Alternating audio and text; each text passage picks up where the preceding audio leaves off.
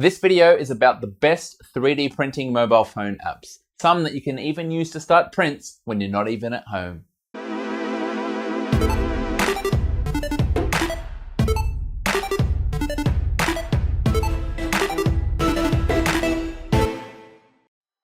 "3D printing is a very empowering technology. It allows people to do things at home that they couldn't dream of only a few decades ago. Mobile phones are pretty similar in that aspect, so it makes sense to pair them up together to get the best experience possible. This is a video guide to some of the best apps that you can use to do with 3D printing, as well as starting and controlling 3D prints through Octoprint plugins when you're not even at home.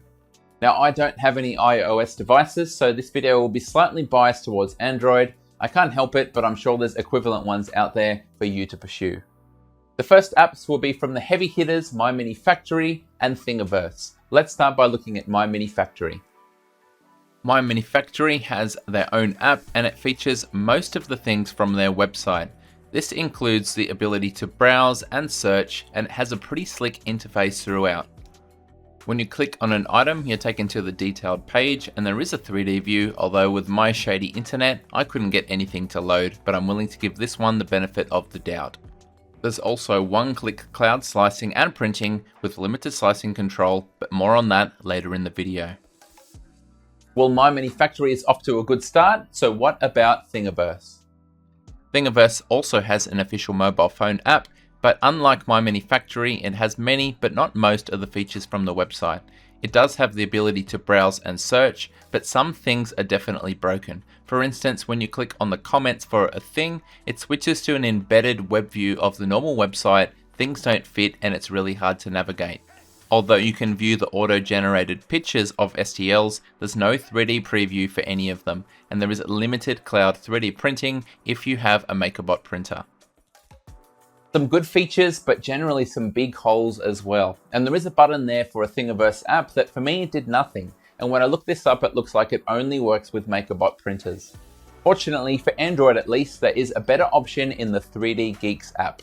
It's designed to work with Thingiverse, but in my opinion, it easily outperforms the default Thingiverse app. Let's have a closer look. This app only works with Thingiverse, but it does a much better job than the original. It now has more features, which means most of the ones from the website are present.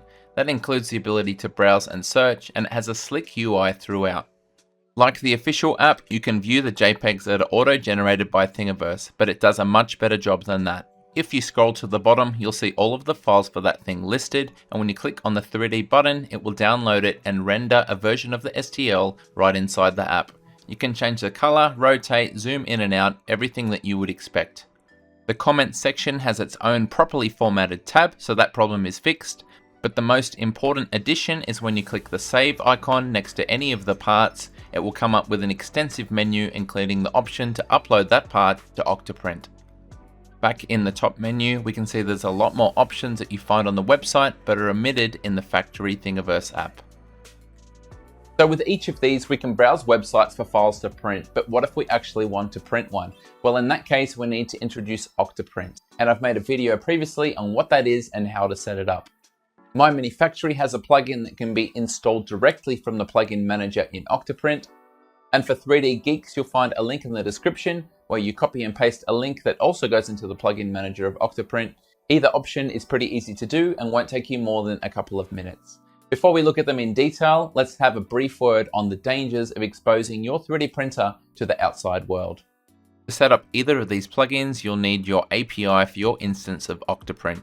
It's extremely important that you don't share either the QR code or the key to anyone else, because it'll give them a shortcut to gaining access to control of your 3D printer. This article came out last year and details thousands of Octoprint installations available to the public internet without any type of login required. This opens you up to malicious control of your printer, stealing of your information as well as your G-code. This article, also linked in the description, is a guide on various ways that you can make your public-facing Octoprint instance become much more safer. I recommend picking and following one of these to make sure your installation is as secure as possible. It should absolutely go without saying that you need a secure username and password before you even think about attempting any of these. I'm not going to make a guide on how to set up remote access to your 3D printer because it's just not my area of expertise. So please know the risks and proceed with caution. With that in mind, let's have a look at one-click printing from MyMiniFactory. For MyMiniFactory, 3 printers are completely free, whereas everything else requires you to pay for a premium subscription. Once you've found an object that you're happy to print, you click the print button to start the process. You now need to select your 3D printer, and I needed to scroll down and select my Prusa i3 Mark III, and then after a few seconds it'll give you a preview of how it's going to look on the build plate. If you scroll down to copies, you can turn on and off the various objects and even change the scale. Now you're seeing an error here that the printer is busy because after you finish a print you're meant to click this button and I forgot to do so. Fortunately, back on the phone app there was a button to override this and I could cancel the print, clearing the queue and making it possible to print this new one. Once the queue was happy again, all I needed to do was to click print, and then after one confirmation I clicked the button and it was off. No other information is provided apart from a progress percentage. It is pretty easy to use and does pretty much live up to the one-click printing label, but there are downsides. Firstly, I had to use this one on my Prusa Mark III because it's almost stock. And let me explain some of the pitfalls of that. When I did my first print, this keyring, it printed on a raft and it printed quite well. I've got no problem peeling that off, so I didn't think it was much of an issue. But when we get to things like this headphone stand, which I started from Interstate, it's got support material in a raft and it just doesn't need it for this type of print. This is going to use up excess plastic and excess time. In fact, in some cases, like with this Ready Benchy, it might even ruin the print. This Ready Benchy is not designed to be printed with a raft or with support material, and all of the geometry is buried underneath. And that highlights the problem with one-click printing. Although it's easy for some, as soon as you advance past a certain level, it's going to get in the way. I can't change this to print ABS instead of PLA or any other filament. I have no access to any of the controls at all. I couldn't even use it on my Ender 3 because my Ender 3 has automatic bed leveling and a different print surface that requires a higher temperature, none of which I have control over with this setup. These are not necessarily criticisms of the one-click print system, but inherent problems that come with this type of approach. Let's have a look at the 3D Geeks app system, which gives us a lot more control, but comes at the expense of increased complexity. And please remember that it only uploads to Octoprint, therefore we need to introduce a second app to slice and start the print. To be able to upload to Octoprint, you will need to pay a one-time fee for the Pro version. Once you've picked your thing, you scroll to the very bottom till you get to the files and then you click on the save icon. You pick the top option to upload to Octoprint and then you'll have a loading screen where it shows the progress of your upload. Next up, I'm using an Octoprint client for Android called Printoid.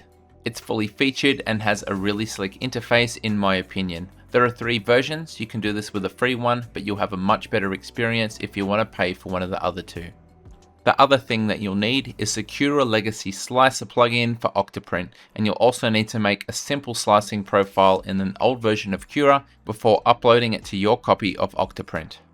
In Printoid, click the magic wand next to your STL file, change your printer profile if necessary. If you have more than one, select the desired profile, and then click Slice. Slicing on a Pi is not super fast, but it's much faster than waiting until you get home. Now all that's left to do is to click the print icon next to your G-code to start the print. If you're using one of the paid versions of Printoid, you can click the camera button and then it'll bring you up a live feed so you can check that all is well. So now we have a lot more control, but at the expense of increased setup time. Although we can have different slicing profiles, we're still using a very old version of Cura, so we're going to be limited by that. One question you might be asking is why? For some, it's just going to be a silly novelty, and for me, I wanted to get it working just for the challenge. But I do have another scenario where this can actually be really useful for me. My CAD software of choice, Onshape, is not as popular as Fusion 360, but it does come with a pretty fully featured and workable app version. Here I use it to orient a part so it's facing the right way to print, and then I export the STL, downloading it to my phone. I can then upload the STL directly to Printoid and then proceed with the same slicing as I showed earlier in the video. If I want to, I can download the G-code to my phone and then run through it to make sure everything's good before starting the print. When I got home, my prototype was finished and I could do a test fit before printing the final versions. This stringing shows that the old version of Cura is not quite as good as what I'm used to, but it's still an invaluable tool for saving me time. I understand this is not for everyone, but hopefully you find it interesting to see the type of progress that's been made for 3D printing to be more acceptable to the masses. Do you think this is worthwhile or a waste of time? I'd love to read your opinion down below in the comments. Thank you so much for watching, and until next time, happy 3D printing. G'day, it's Michael again. If you liked the video, then please click like. If you want to see more content like this in future, click subscribe and make sure you click on the bell to receive every notification. If you really want to support the channel and see exclusive content, become a patron. Visit my Patreon page. See you next time.